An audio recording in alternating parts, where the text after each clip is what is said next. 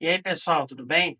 Hoje o nosso bate-papo vai ser sobre questões relativas ao direito ambiental, especificamente no que diz respeito à Instrução Normativa 01/2025, expedida pelo Naturatins, que é o órgão ambiental que regula os licenciamentos ambientais no estado do Tocantins. Nós vamos abordar nesse contexto a possibilidade dos atos de licenciamento ambiental serem praticados sobre áreas parcialmente sobrepostas a APAs ou as suas zonas de amortecimento. No caso em que essas APAs, essas áreas de proteção ambiental, não possuam plano de manejo ou em que seu plano de manejo esteja passando por revisão. Mas aí você deve estar se perguntando nesse momento: o que é uma APA? O que é plano de manejo? O que é zona de amortecimento? E, afinal de contas, o que isso tudo tem a ver com o licenciamento ambiental de propriedades rurais? Calma, tá? Todos esses detalhes eu vou te explicar ao longo da nossa aula de hoje. Prazer, meu nome é Antônio Ribeiro Costa Neto, advogado e agrimensor especializado em direito de propriedade e regularização fundiária, fundador da Ribeiro Costa Advocacia, um escritório full service em direito do agronegócio, que te oferece serviço nas mais diversas áreas, dentre elas direito ambiental, direito tributário aplicado ao agronegócio, compliance e holding aplicada ao agronegócio, direito ambiental e muito mais, tá? Sendo que o nosso foco de especialização é a regularização fundiária. Bora lá?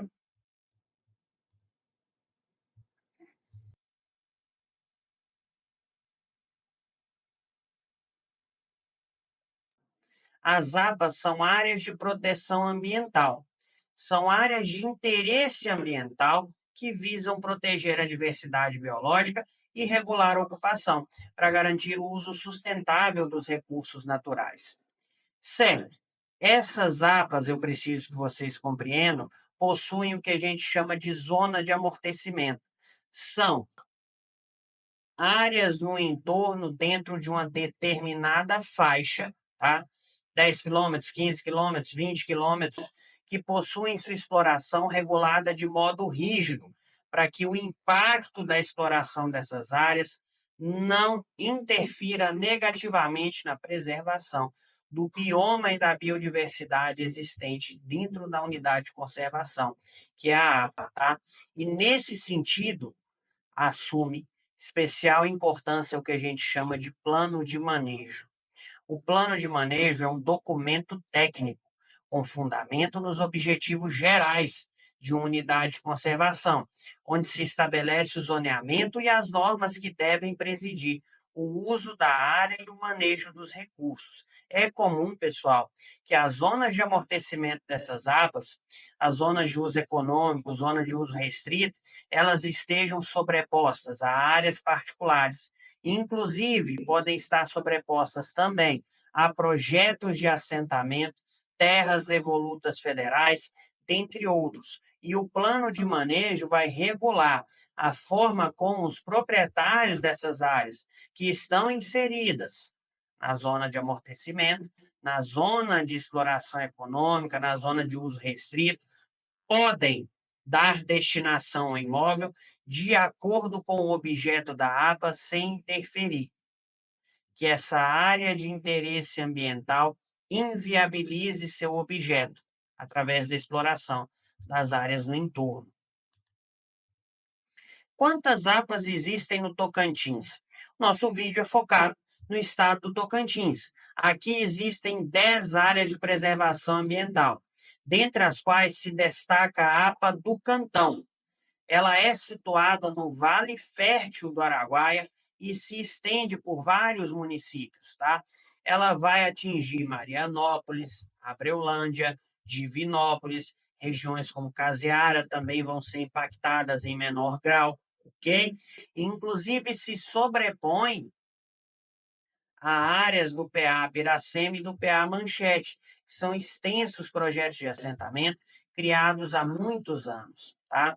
Elas vão abranger as APAs e suas zonas de amortecimento, não somente áreas públicas, mas também áreas particulares e projetos de assentamento. Presta atenção nisso, tá?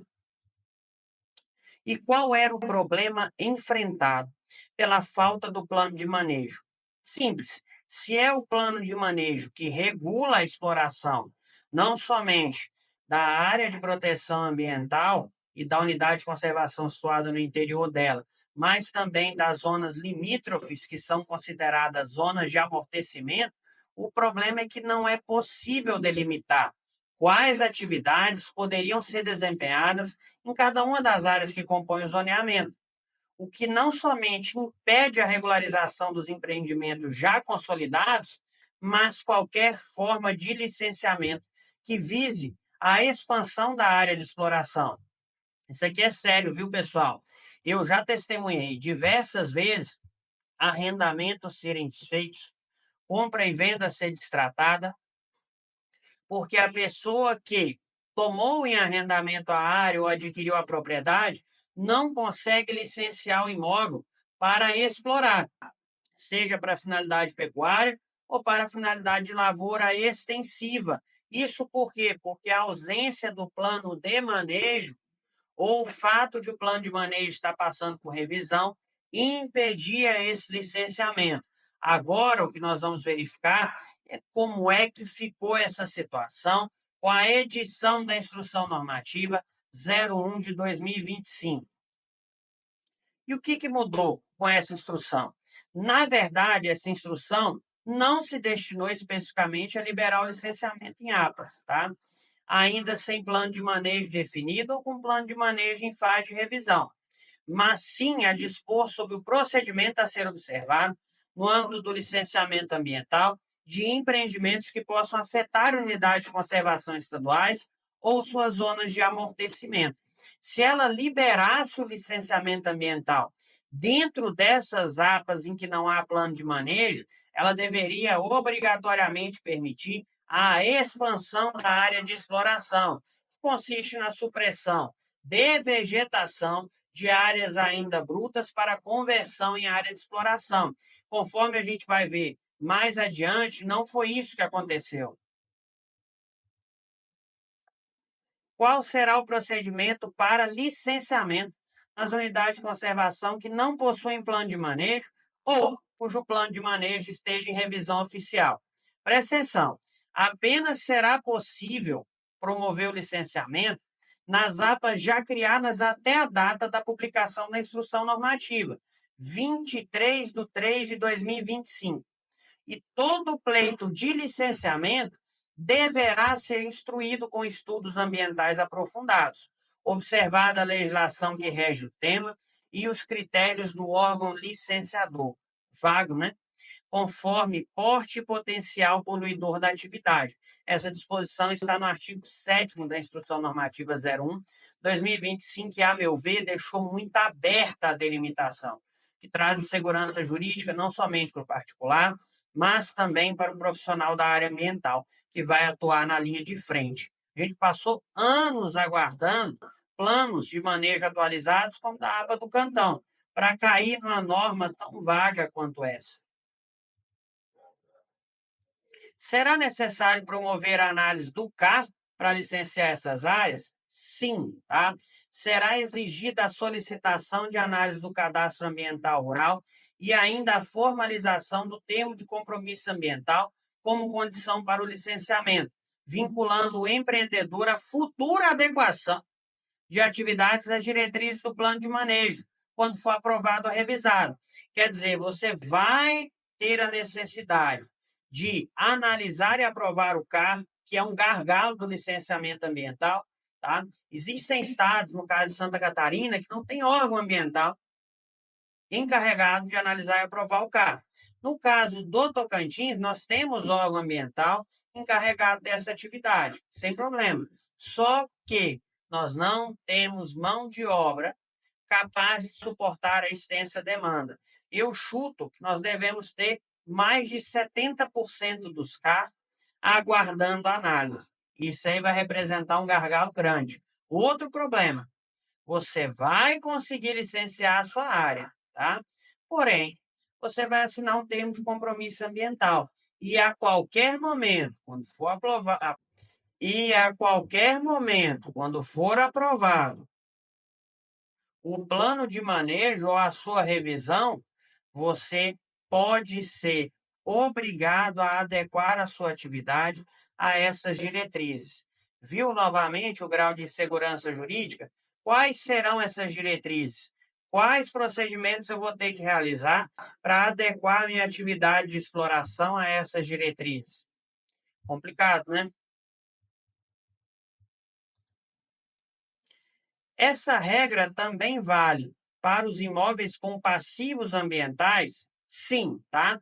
Para os imóveis com análise do CAR concluída, a análise do CAR tem que se executar primeiro, e com passivos ambientais identificados em área de preservação permanente e reserva legal, será exigido que se formalize um termo de compromisso de regularização ambiental, garantindo o cumprimento das obrigações legais de preservação ambiental.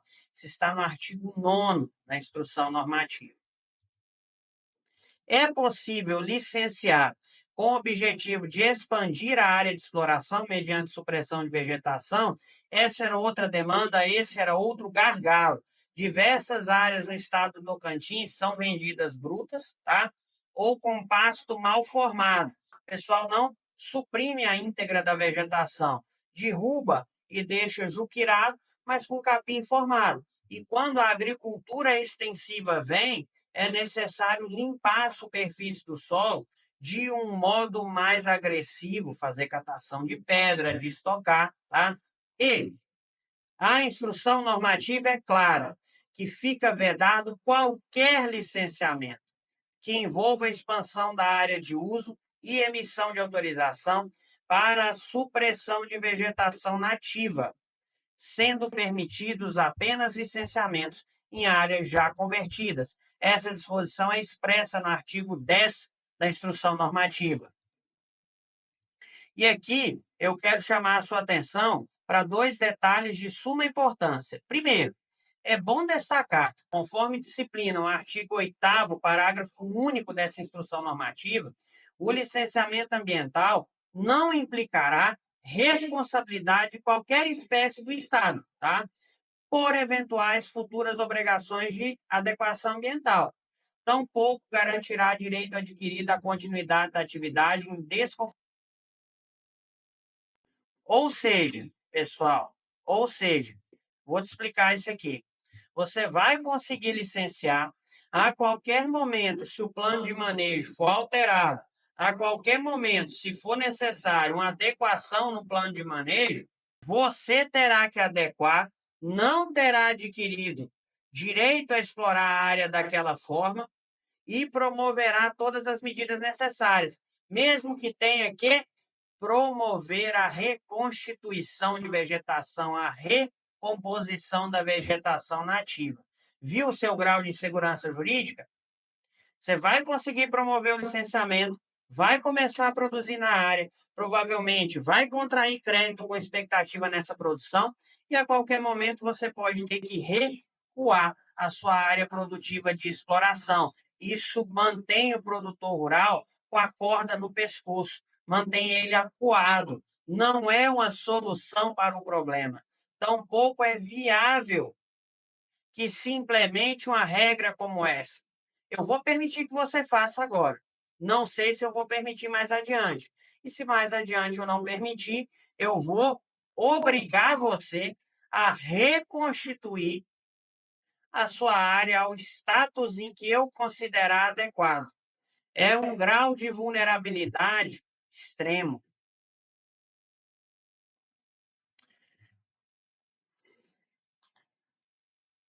E cumpre lembrar ainda que, conforme disciplina o artigo 11, a qualquer tempo, o setor gestor das unidades de conservação poderá solicitar a suspensão da emissão ou a revisão dos atos administrativos em determinada área da unidade de conservação, sempre que identificar possível incompatibilidade com os objetivos dessa unidade. Pessoal, você está numa situação terrível, tá? Os produtores, principalmente ali da região da APA do Cantão, aguardam há anos por um plano de manejo para conseguir conquistar a segurança jurídica na esfera ambiental de explorar seus imóveis. Não é um clamor pelo desmatamento, pela supressão de vegetação. É um clamor por segurança jurídica, é um clamor por uma regra fixa, é um clamor por uma regra determinada que ponha os pingos nos is e nos diga como é que vai ser liberado o trabalho no entorno dessa APA. A meu ver, essa instrução normativa joga um pano quente sobre a situação, vai permitir a regularização do licenciamento de diversas áreas que já estão exploradas, vai facilitar o acesso ao crédito rural, mas vai trazer uma enorme insegurança jurídica a largo prazo, tá? Quando esse plano de manejo for revisto, se não se levar em consideração o impacto dessa instrução normativa para as comunidades que integram as regiões afetadas, no aspecto social e econômico, você vai gerar um impacto gigantesco dos diversos setores da economia ligados ao agronegócio no entorno, e inclusive a agricultura familiar e os projetos de assentamento que estão sobrepostos. Agora, por quê? Por que essa demora toda para revisar o plano de manejo da APA do Cantão? Por que tanta morosidade? Por que tanto espaço aberto à insegurança jurídica? É isso que a gente não consegue entender. Mas fique esperto, tá? Não está liberado o licenciamento ambiental nas áreas que estão parcialmente ou integralmente sobrepostas a APAs ou as suas zonas de amortecimento. Entenda isso. Porque se estivesse liberado, haveria segurança jurídica e estabilidade do licenciamento outorgado, que não há. Pode ser revisto a qualquer tempo. E, além de tudo, haveria autorização para novas supressões de vegetação e expansão das áreas de exploração. Então é isso aí, pessoal. Sem mais delongas, a gente encerrou uma aula muito breve por hoje, tá? Se você gostou desse conteúdo, segue a gente aqui no YouTube, clica no sininho para ativar as notificações, já deixa seu like, deixa seu comentário se você ficou com alguma dúvida, corre lá no Instagram também, segue o perfil da Ribeiro Costa Advocacia, pega essas dicas, forte abraço!